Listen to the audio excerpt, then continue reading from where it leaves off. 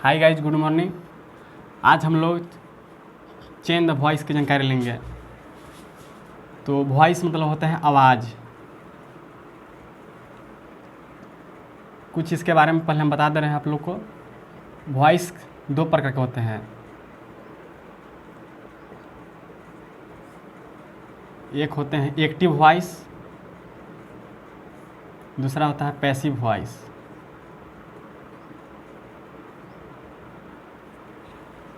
तो चलिए कुछ इसका एग्जांपल लेते हैं। सोहन राइट्स अ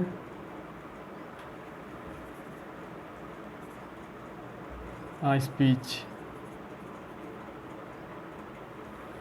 तो हम लोग यहाँ पे अभी तक हम लोग को नो जानकारी है कि मतलब एक्टिव वॉइस है कि पैसिव वॉइस है। तो हम लोग सबसे पहले पहचान करेंगे एक्टिव वॉइस है कि पैसिव वॉइस है। तो ये सेंटेंस दिया हुआ एक्टिव वॉइस है। एक्टिव वॉइस कहने का अर्थ मतलब सीधा सीधा लिखा रहता है। सोहन एक स्पीच लिखता है, मतलब भाषण देता है। अगर इसी को हम बनाते हैं, सबसे पहले कभी भी बनाने समय एक्टिव वॉइस पैसिव वॉइस बनाने से पहले सेंटेंस को आइडेंटिफाई करते हैं। जैसे कि सोहन है सब्जेक्ट, राइट्स है वर्ब, अ स्पीच है ऑब्जेक्ट।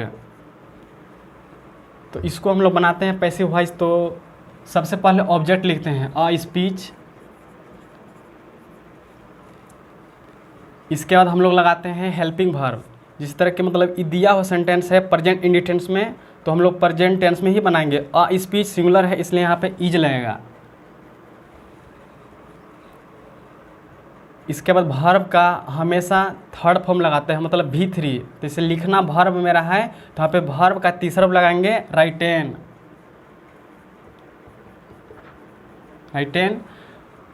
सबसे पहले ऑब्जेक्ट, इसके बाद हेल्पिंग वर्ब जिससे अनुसार टेंस में रहता है। जैसे प्रेजेंट इंडिफिनिट टेंस में है तो हम लोग यहाँ पे उसके अनुसार हम लोग लगाएं। अगर यहाँ पे प्लूरल रहता है तो हम लोग आर लगाते हैं, लेकिन यहाँ पे केवल एक ही भाषण लिखा जाता है, इसलिए यहाँ पे इज लगा। सिंगुलर मतलब है, कहने का अर्थ है। अब वर्ब का हमेशा थर्ड फॉर्म लगाएंगे हम लोग बनाने समय। तो अ स्पीच इज राइटेन, और जैसे ही राइटेन लगाएंगे उसके बाद हमेशा हम लोग बाई का प्रयोग करते हैं, बाई। और इसके बाद जो भी सब्जेक्ट जैसे सोहन है तो हम लोग सोहन ही लिखेंगे।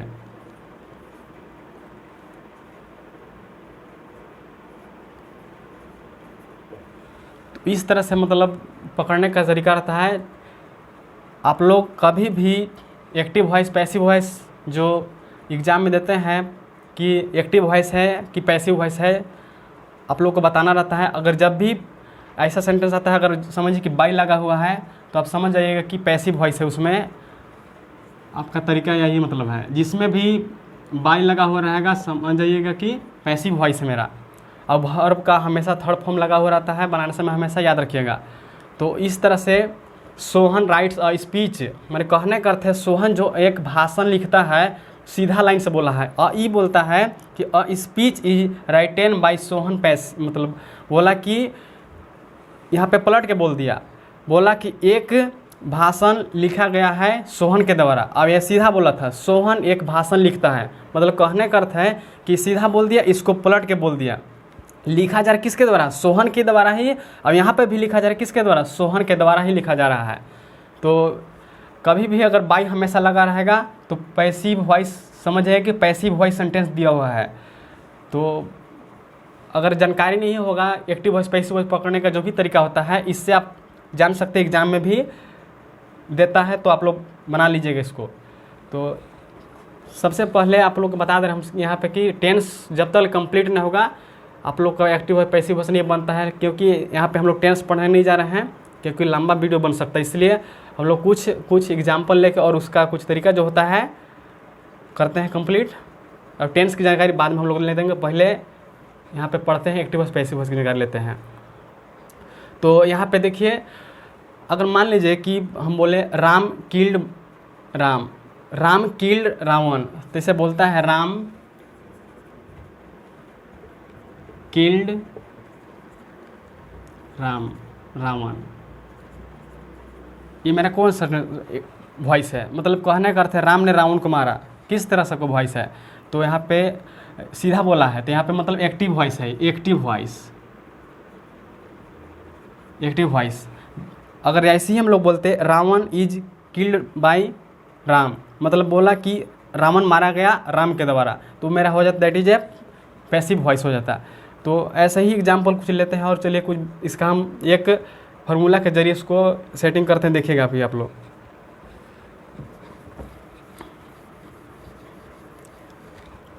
तो सबसे पहले हम लोग पैसिव वॉइस बनाने से पहले लगाए थे सब ऑब्जेक्ट लगाए थे, ऑब्जेक्ट। इसके बाद लगाए थे हेल्पिंग वर्ब। इसके बाद क्या लगाए, वर्ब का थर्ड फॉर्म मतलब V3। इसके बाद हमेशा बाई लगा हो रहता है और लास्ट में रहता है सब्जेक्ट, इस तरह से। तो यहाँ से हम लोग का एक स्ट्रक्चर मतलब फार्मूला बनाते हैं, देखिए इस तरह से इसको। पहले ऑब्जेक्ट, कभी भी एक्टिव से पैसिव वॉइस बनाने से हम लोग सबसे पहले ऑब्जेक्ट का प्रयोग करते हैं, ऑब्जेक्ट। इसी के जरिए हम लोग सब कुछ बना सकते हैं एक्टिव से पैसिव वॉइस। प्लस इसके बाद हमेशा हेल्पिंग वर्ब लगा हुआ रहता है। इसके बाद हमेशा वर्ब का थर्ड फॉर्म याद रखिएगा। इसके बाद हमेशा जैसे ही वर्ब का थर्ड फॉर्म लगाएंगे हमेशा उसमें बाई का प्रयोग करते हैं। बाई लगाने के बाद जो भी सब्जेक्ट है मतलब सब्जेक्ट, और एक हम यहाँ पे बता दे रहे हैं कभी भी सेंटेंस में कोई एक्स्ट्रा वर्ड डाल देता है, मतलब कहने का अर्थ है जो एक्स्ट्रा बच जाता है सेंटेंस में उसको हम नाम दे दे रहे हैं आरपी, मतलब कहने का अर्थ है रिमेनिंग पार्ट। आरपी के नाम से हम जानते हैं, मतलब कोई भी सेंटेंस हम लोग बनाते हैं तो उसमें एक्स्ट्रा वर्ड्स जो बच जाता है, कहने का अर्थ जो एक्स्ट्रा शब्द जो रहता है इंग्लिश में दिया हुआ वर्ड, वो उसका नाम मैंने आरपी दे दिया, जो कि बोलते हैं रिमेनिंग पार्ट। तो इस तरह से अगर एक्स्ट्रा पार्ट देगा तो आप लास्ट में लगा सकते हैं।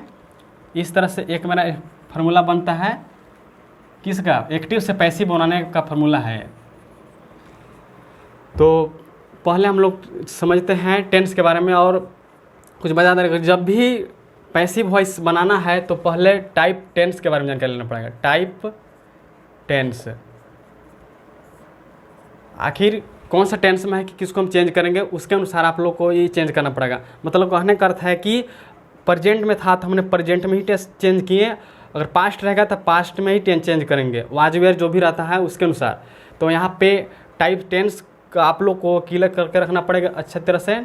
और मान लीजिए कि वर्ब आ गया, वर्ब की जानकारी देते, जैसे वर्ब की जानकारी के लिए आप लोग को बता रहे हैं। वर्ब मतलब होता है एक्शन, मतलब कहने का अर्थ है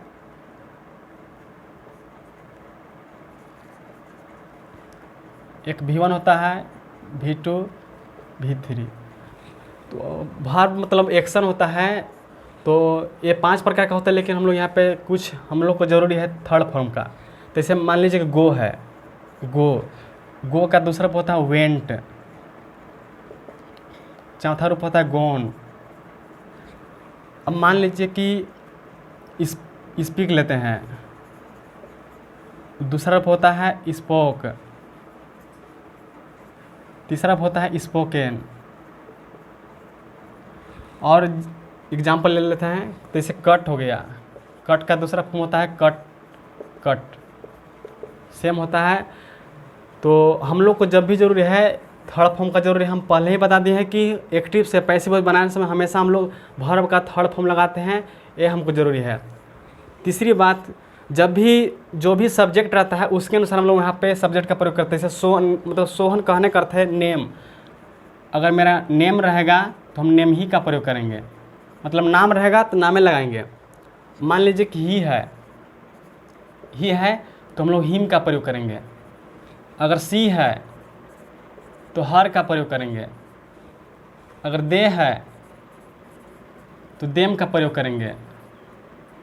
यू है तो यू का ही प्रयोग करेंगे। ईट है, ईट का ही प्रयोग करेंगे। वी है, अस का प्रयोग करेंगे।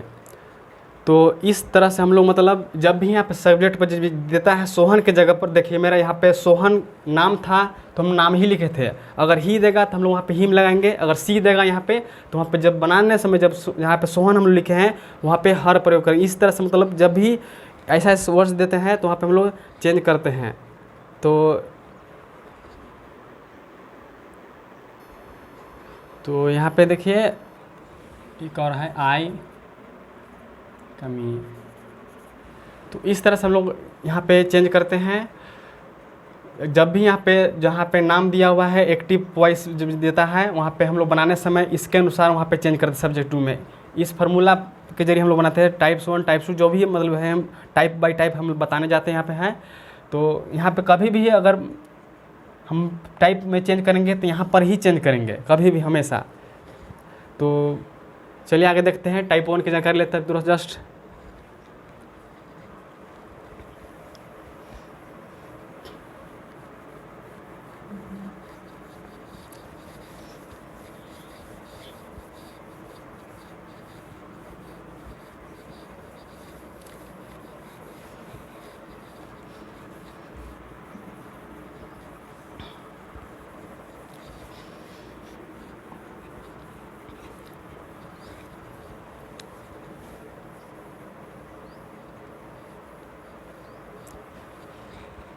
पहला चलते हैं हम लोग एक्टिव से पैसिव भाई, एक्टिव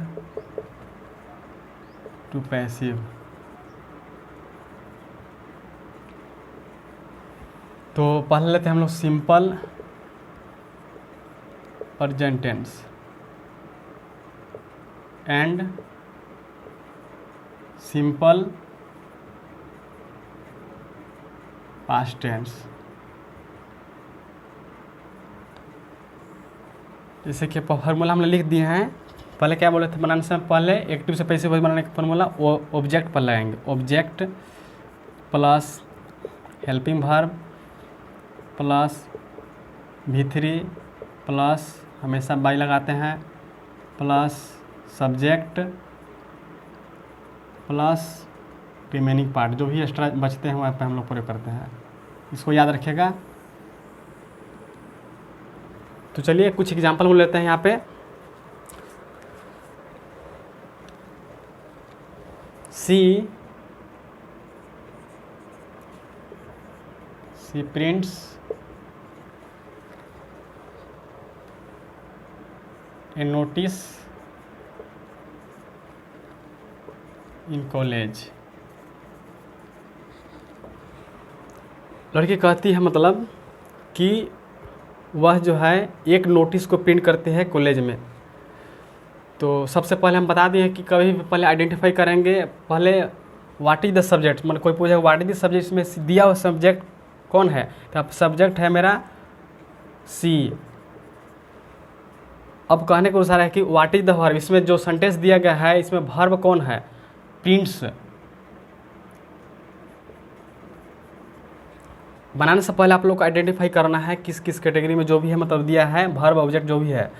अब बोले कोई पूछेगा जो लड़की जो है व्हाट इज द प्रिंट्स, मतलब क्या प्रिंट्स कर रही लड़की, तो एक नोटिस को कर रही है मतलब दैट इज क्या हो जाएगा, ऑब्जेक्ट हो जाएगा, ऑब्जेक्ट। और देखिए यहाँ पे सब्जेक्ट वर्ब ऑब्जेक्ट, इसके बाद लास्ट में जो दिया है बच गया एक्स्ट्रा पार्ट, मतलब इसका हम पहले बता दिए हैं कि इसको हम नाम क्या दिए हैं, रिमेनिंग पार्ट, जो भी एक्स्ट्रा पार्ट बच जाता है। तो देखिए इसको बनाते हैं, इस फार्मूला के जरिए बना रहे हैं, देखिएगा अभी। तो यहाँ पे सीधा वो लड़की बोलती है, लड़की जो है एक नोटिस को प्रिंट करती है कॉलेज में। तो यहाँ पे हम लोग पैसिव वॉइस को बनाएंगे। तो दिया हुआ सेंटेंस जो है ये प्रेजेंट इंडिफिनिट में है, present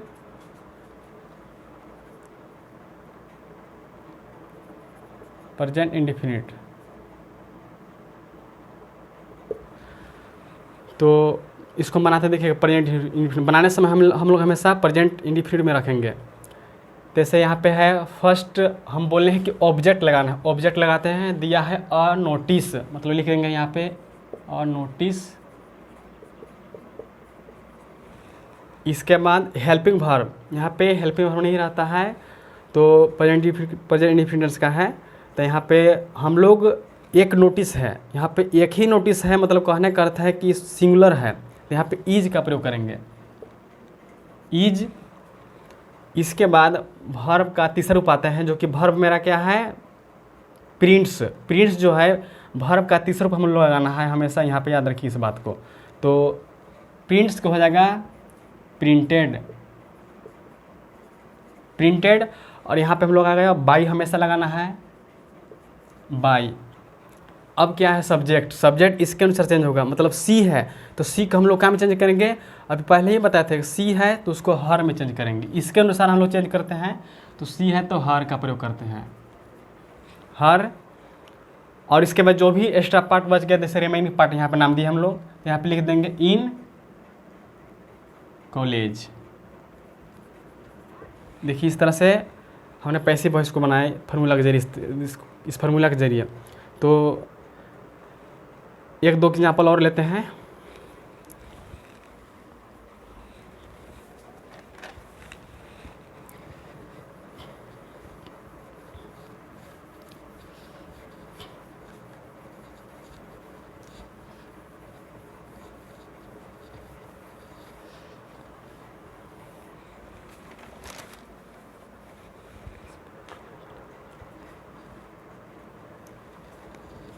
He spoke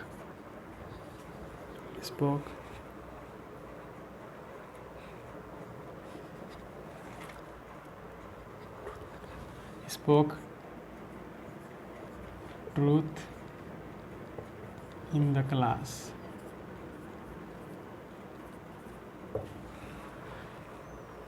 spoke in the class. तो दिया हुआ सेंटेंस है पास्ट इंडेफिनिट, क्योंकि दूसरा वर्ब का दूसरा रूप है इसलिए। तो पास्ट इंडेफिनिट में हमेशा वर्ब का दूसरा रूप जो लगाते हैं, इस तरह इसी के चलते हम लोग कहें कि यहाँ पे पास्ट इंडेफिनिट टेंस का है। तो यहाँ पे लिख देते हैं हम लोग पास्ट इंडेफिनिट। तो चलिए इसको बनाते हैं। देखिए पहले आइडेंटिफाई करना है। तो यहाँ पे ही जो है सब्जेक्ट है, सब्जेक्ट, और स्पोक क्या है वर्ब, और ट्रूथ क्या है ऑब्जेक्ट, इन द क्लास क्या है रिमेनिंग पार्ट, एक्स्ट्रा पार्ट जो भी मतलब। तो बना रहे हैं इसको। देखिएगा पहले ऑब्जेक्ट लगाना है। तो ऑब्जेक्ट मेरा क्या है ट्रूथ, यहाँ पे ट्रूथ पहले लगाएंगे हम लोग। ट्रूथ।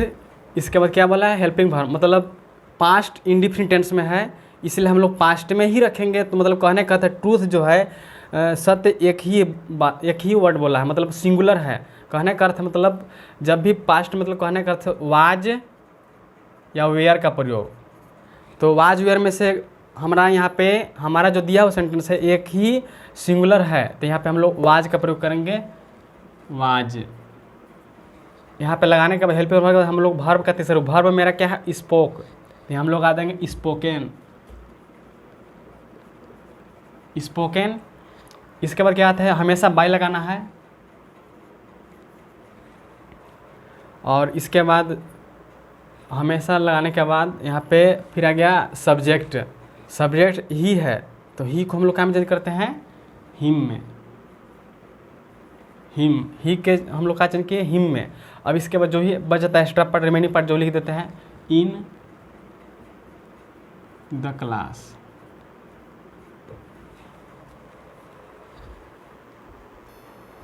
एक और एग्जाम्पल देखते हैं, they do not take our responsibility. तो पहले बता दिए हैं कि इसमें हम लोग पहले आइडेंटिफाई करते हैं। तो यहाँ पे दे क्या है सब्जेक्ट, और यहाँ पे हेल्पिंग वर्ब दे दिया है। तो यहाँ पे टेक क्या है वर्ब, आवर रिस्पॉन्सिबिलिटी क्या है ऑब्जेक्ट। यहाँ पे एक्स्ट्रा पार्ट नहीं दिया है, रिमेनिंग पार्ट नहीं दिया है। तो इसको बनाते हैं पैसे वजह। देखिए तो पहले क्या बोले ऑब्जेक्ट मेरा क्या है आवर रिस्पॉन्सिबिलिटी, आवर रिस्पॉन्सिबिलिटी।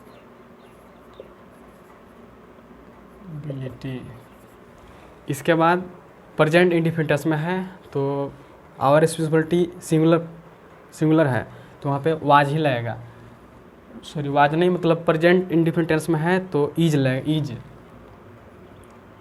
क्योंकि प्रेजेंट इंडिफिनिट में है।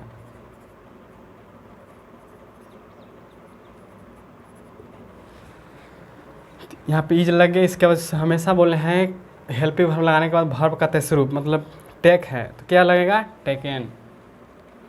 यहाँ पे नोट का प्रयोग, इससे पहले हम लोग नोट लगा लेते हैं क्योंकि दिया हुआ सेंटेंस में नोट लगा हुआ है, नोट। अब लगाएंगे तीसरा वर्ब का, टेकन।